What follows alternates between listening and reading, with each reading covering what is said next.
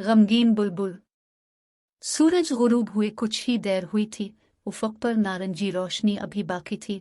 आबादी से दूर खुश्क होते तालाब में मेंढक टरटरा रहे थे।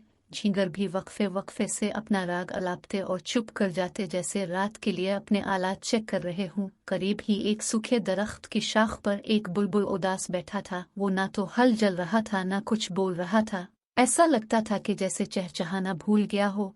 उसकी आंखों में उदासी तीर रही थी। थोड़ी देर ही गुजरी थी कि दौर एक जुगनू अलिफारता नजर आया। बुलबुल पर नजर पड़ते ही वो सीधा उसके पास चला आया और पुरजोश लहजे में बोला, प्यारे बुलबुल, मुझे मालूम है तुम क्यों उदास हो। तुम्हें अपने घर जाना है, लेकिन अंधेरा हो गया है। आओ, मैं तुम्हें छोड़ देता हूँ। एक अरसे बाद आज मुझे नेकी कमाने का मौका मिल रहा है। मैं तुम्हारी मदद के लिए हाजिर हूँ। नहीं, मुझे कहीं नहीं जाना, इसलिए कि मेरा घर बर्बाद हो चुका है।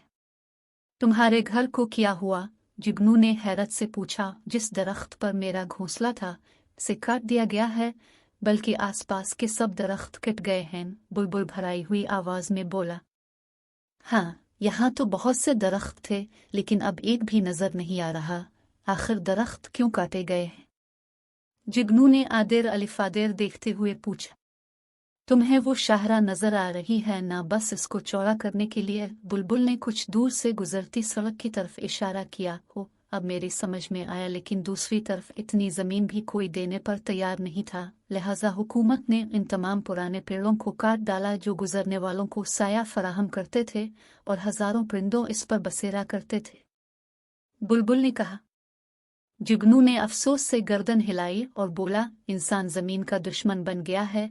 वो दिन बदन इसको बर्बाद कर रहा है। जंगल काटे जा रहे हैं, जिससे मौसम बदल रहे हैं और जगह जगह तबाही आ रही है। इंसान के साथ साथ जंगली हयात को भी नुकसान पहुंच रहा है, लेकिन इसे इसका एहसास ही नहीं। बुलबुल ने आह भरी और बोला, मेरे सब साथी ये इलाका छोड़कर चले गए हैं। कल मैं भी यहाँ से चला जाऊंगा। दोनों खामोश हो गए और उफ़क़ पर इस बदली को तकने लगे, जिसमें अभी रोशनी की कुछ किरणें बाकी थी।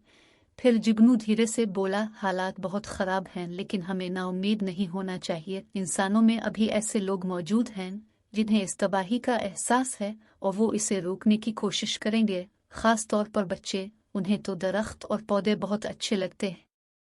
बुलबुल ने गर्दन हिलाई और बोला, हाँ, तुम ठीक कहते हो। हमारी बका इंसानों की नई नस्ल के हाथों में है।